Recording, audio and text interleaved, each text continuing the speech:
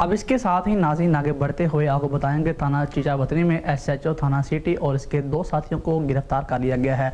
गिरफ्तार करने की क्या वजह बनी ये जानते हैं इरशाद अहमद मुगल से। इरशाद अहमद बताइएगा। जी बिल्कुल, तफसीलात के मुताबिक चीचावतनी एसएचओ थाना राणा जवाद अपने मकान में शराब नोशी करके जुआ खेल रहा था कि 3 लाख रुपए जुआ हार गया।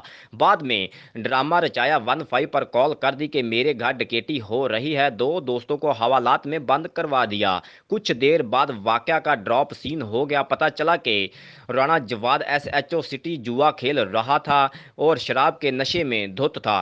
एसएचओ थाना सिटी राणा जवाद ने अपने दोस्त जिशान की गाड़ी की फ्रंट और बैक स्क्रीन तोड़ दी। वाकया पर डीपीओ साहिवाल सादक हुसैन बलोच ने नोटिस लेते हुए एसएचओ थाना सिटी और दीगर मुलजिमान के खिलाफ थाना सदर में मुकदमा दर्ज करने के हुक्मात जारी किए।